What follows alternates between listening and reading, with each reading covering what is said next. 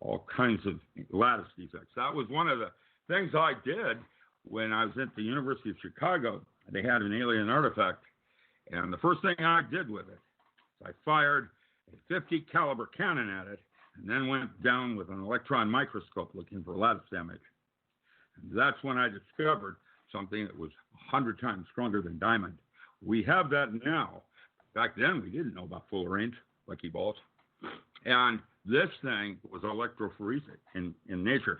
If you shot at it, fold around the bullet, foil, and then it would flow like water back into its original shape. It had memory. And that was an artifact. They never told me where it was from. They never did. They never give you full disclosure. The rumor was that it came from the Florida Everglades. Who knows? But I have, in fact, been to level 8, Groom Lake, when it was still going big time. That was not part of my tour, but I was requested by Trill himself. And well, are you the same age as Stephen Hawking? Are you 76? I'm 75. Okay, so he died at 76. But I'm sure we're going to keep you around a lot longer. I'm planning on dancing on everybody's grave. According to my calculation, that's what they put on my high school yearbook. According to my calculations, ... That's the way everybody remembered me. According to my calculations, I'm going to live to about 142. He had that amyotrophic lateral sclerosis, right? But he was. I'm sorry? He had amyotrophic lateral sclerosis, right? Here's the problem with allotropic medicine. Allotropic medicine is one size fits all, and that is incorrect. Oh, okay. I watched my little girl die of leukemia in my arms, radiation that they gave her trying to cure her when she was 15 years old. And I have no respect at all for most doctors. What they want to do after you're 65 is put you on scripts, put you over in a corner, so you're recurring 4 times a year, and they collect from Medicare. That's allotropic medicine. What happened to the doctor? Come to dinner, because he was your surgeon and saved your life. Art Cronin, saved my arm. I have a bionic arm. It is 4 inches shorter. There's no bone in it at all. Most people can't tell that I don't have a real arm. Actually, I can't pick my nose with it. It's really bad. But the Amish showed me how to blow my nose with my finger. So, I'm good.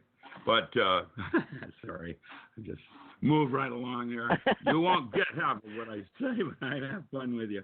I have titanium in every single limb in my body from some of the places I've been. Are you serious? I do too, but not. I just have it in my neck. So where do you have titanium? I used to write Mondo 2000 with Madame Muller. That's how old I am. I used to write for that before it was High Frontiers and later Omni. Mondo 2000 was Are You Serious? Now here's the editor. Yeah, I forgot about that, huh? I'd love to learn more, and I really believe that you are definitely one of the best teachers we have, and you're very gracious with all your sharing on these radio shows, and I'm very impressed how you keep up with your life, and you've already done at least one radio show today, and you're going to be on Jeff Rentz soon. Did you want to mention something about... Yeah, Rentz is going to be a special show. Andy is a remote viewer, retired, living in England, and his predictions, in my personal humble opinion, are the best I've seen of anything in terms of, who's the guy that does observers, suspicious observers, others. He's very, very good, and predicted the California events, and they, JPL, do their algorithms and predicting weather in an algorithm thing that they're using down at Propulsion Labs. And I have to say, I have special knowledge. I have a lot of friends in the military there, and they are saying now that this weather that we're all currently enjoying, this winter, will be the worst winter in recorded history. Further, by 2024, there will be parts of Canada that are no longer habitable. And I'm going to give you a warning. The first 50% of people that die, there'll be lots of people that survive this, just like in the day after tomorrow. There will be a lot of people that survive. The first 50% that die will be from dehydration and exhaustion. If you cover those two, you have already given yourself more than 50% chance of survival. Most in the Northern Hemisphere will need at least 10 feet, probably 12 feet, for, to be safe for approximately 2 weeks to 3 weeks. And when you come up out of the hole, you're going to have to bring everything with you, including seed, because everything in that frost line is going to be dead and sterile. No seed, no mycorrhiza, no plant organisms, no nematode thrip, red spider, none of it. It'll all be gone, baby, gone. And the earth will be different. It'll be down like Mars. In fact, Nibiru, I remember one of my friends at Nibiru at JPL said, "Oh, that star out there, it's a red dwarf, but its IR signature's wrong." Another friend of mine said, "Yeah, it's like it has a Dyson sphere around it." And then I had to pop up with my weird humor. Yeah, it's our future coming by to pick up the rent because we didn't start here on Earth. Well, you believe? Well, I believe we all started somewhere else other than here. I truly do. I just Mars would like to see in our origins. Yeah, Mars literally has physically more water than Earth does as a smaller planet. Now, it's got water. It's got lots of water. Lots and lots of water. It is, if there's a strange phenomena called the Wernicke correction in the brain, near the reticular activating center. And there is a protocol. If you hypnotize anyone cross-culturally, that means African, Chinese, Korean, American, whatever, doesn't matter, cross-culturally. And you use hypnosis and go down to that part of the brain and release memories. Every single one of us will have memories of having worked on the planet Mars. Now, that's archetypal. I don't know what that means. It doesn't mean literal necessarily, because mostly we work in emotions, not things. But that you can find that under Wernicke correction, the Mars Project. And good luck with that one. Now, you have Well, your ESP induction, now you did that. Can you do us an upgrade, like maybe a ebook $2.99 on your ESP induction and self-hypnosis? A lot of people are learning about their past lives, and we just had an event here. We had some past life regressionists take people back where their memories are coming back, and they do remember. At the moment of death, at the moment of death, there is a 5-gram weight loss on all human beings. What is that? And that is microtubules with structured water in it. And 5 grams is enough material as a 1 million, that's 6 zeros, more efficient than gallium arsenate. And gallium arsenide, when you take gallium and arsenic and you form a forbidden zone for your checksum error, that is our current computer memory system, our little chips and so on. And water. Well, where does it go? 1 million into times space. More efficient. That's enough. 5 grams is enough to hold memory of 1 million lifetimes. And when I say that, Ahmad, do you want to jump in here?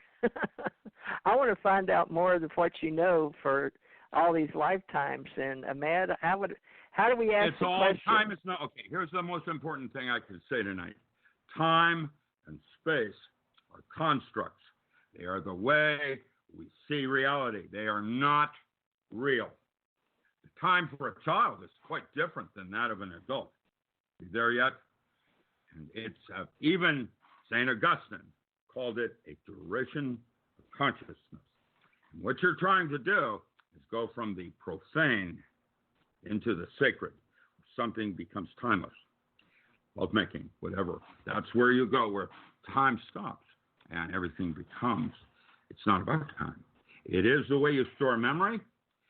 Going into time travel, going into the past, is to put the brain back into the same hologram it was when it received the information. And you can't quite do it. And that's why they say that memory is confabulated, because reproducing that hologram in time travel gives you so-called timelines.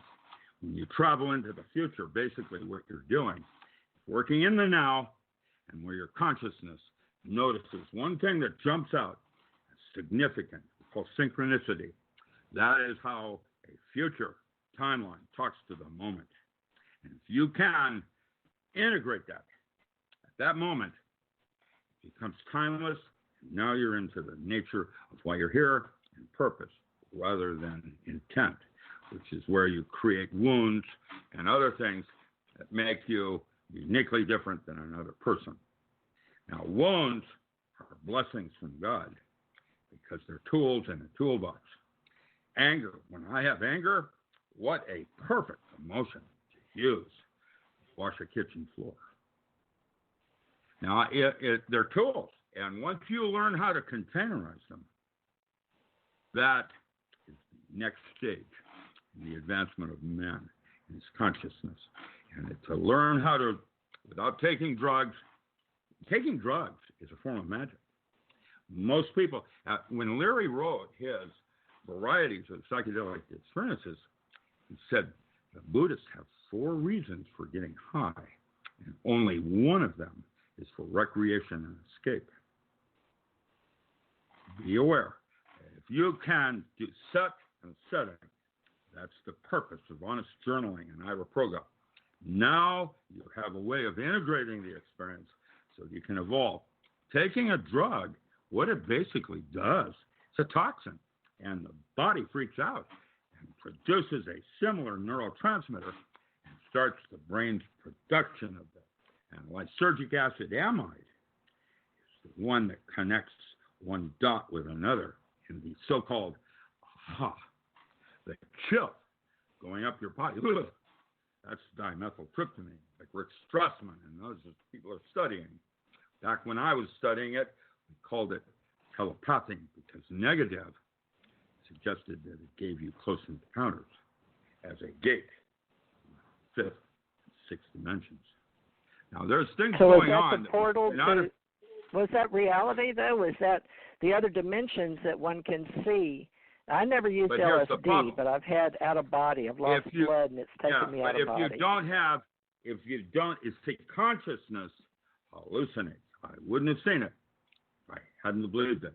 That's why the Senoi, Richard Stephen Kaplan Williams, others, Jungian book, Dream Manual, talks about how lucid dreaming has more content to reality than consciousness does. Right now, you're asleep. And you keep coming back here. At the moment of death, man is offered, and this is in the Bordeaux Tadol, it says man has a last choice, last decision to make. Does he go through the tunnel of light, that Kubler-Ross and others have talked about? Does he go into the blue light? And the blue light is getting off the wheel, and the tunnel of light sounds an awful lot like the birth canal. As a metaphor, that's Gregory Bateson. But is your metaphor serve your paradox? So I have a couple of thoughts. I want to ask you, Mad, you got any questions for Dr. Rick Allen Miller?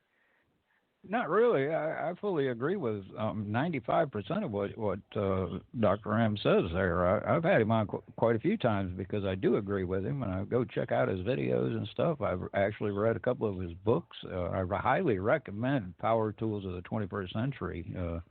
That is an awesome book, and y'all just need to go check him out. That's all I know. Do that shameless self-promotion. Thank you, Matt Boehner. I'm a starving artist, and that's my only source of income. And when I closed down Amazon because they were bootlegging all my titles, I only had